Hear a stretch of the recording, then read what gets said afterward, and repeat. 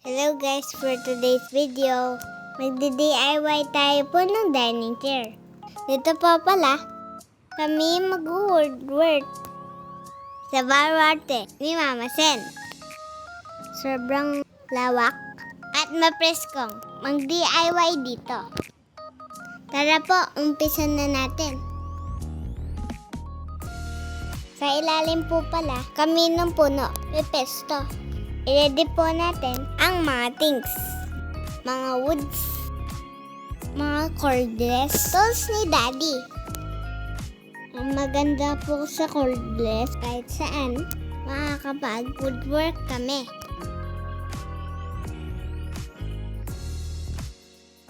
Inko, baka naman. Tara, umpisan na po natin.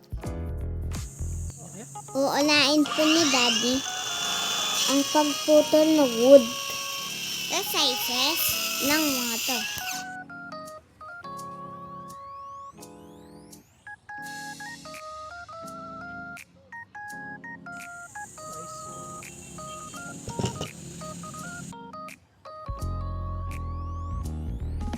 Bali, ito po lahat.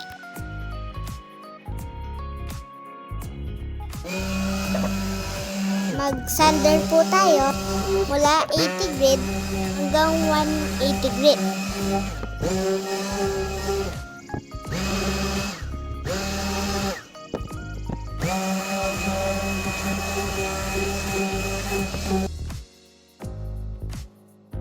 Didikitin na po natin ang chair top.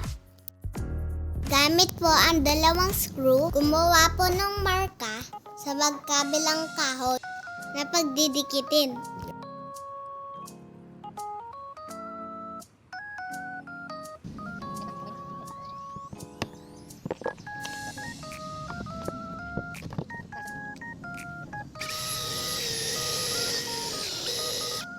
Drill po ito at lagyan ng glue at wood dowel.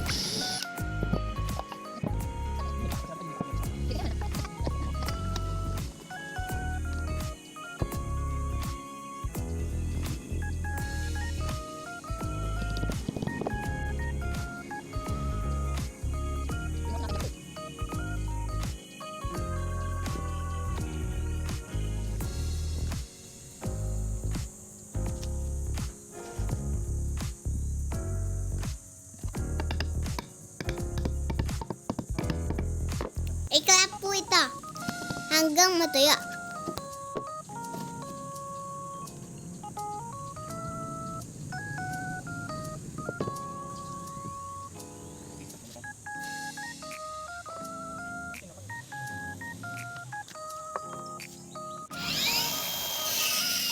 Magpapantayin po at bibigyan po natin ng design gamit ang router.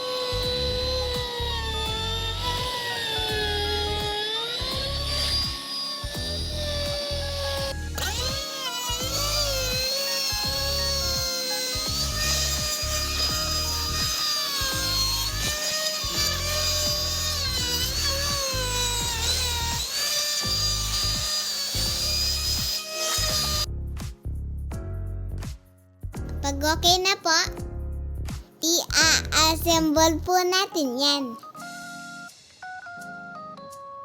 Gumawa na po tayo ng legs. Make sure po, la-eskulado. Parang ganito po.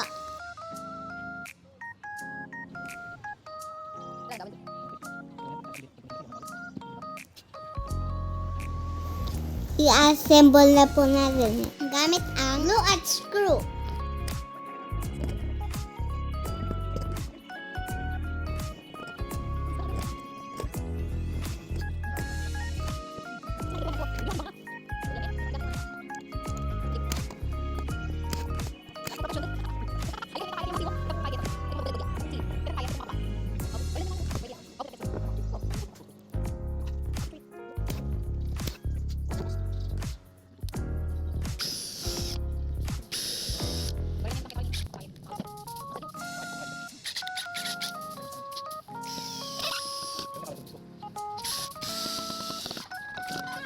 Gumawa pong 2 piraso nito. Dapat po pantay na pantay sa una. Likewise po, sa paa ng stool, type na chair. Hello po ulit. Hanapon na po kami ni Daddy. I-continue na lang po. Natin sa bahay. Ito po pala yung tinapos namin sa maghapon.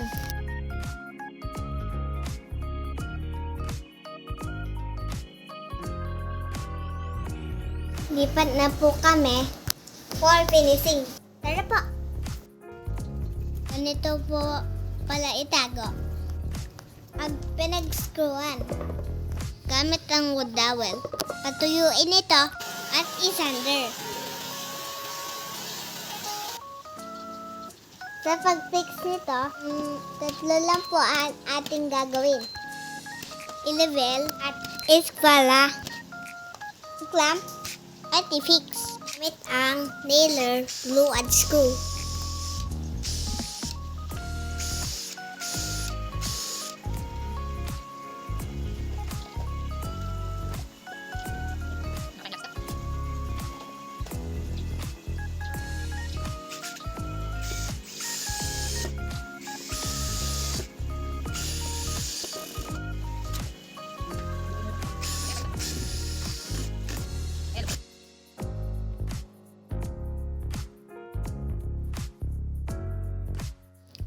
Ganito po pala iligay yung headboard.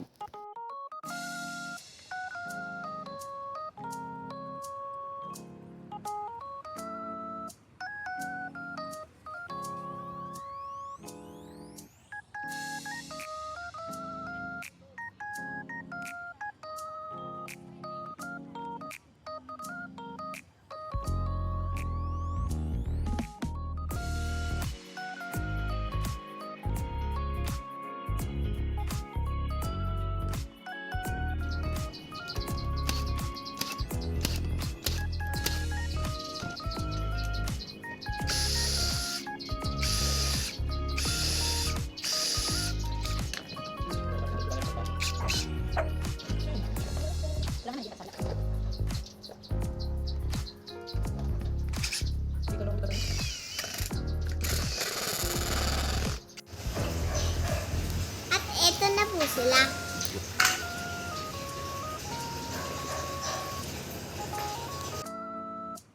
Po natin kalimutan lagyan ng salignum. Sa finishing na po tayo. Sunding lang po. Nakikita nyo sa string. Unahin po ang sanding sealer bilang primer. Diamante bilang top coat.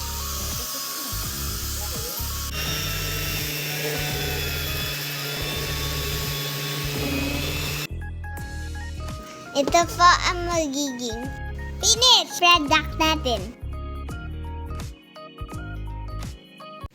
Hello po!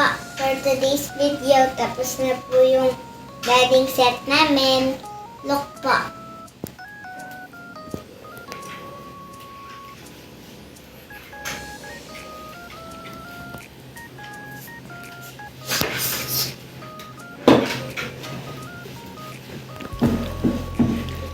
Bye-bye! Thanks for watching! Thank you po, Mami Joy sa dress ko.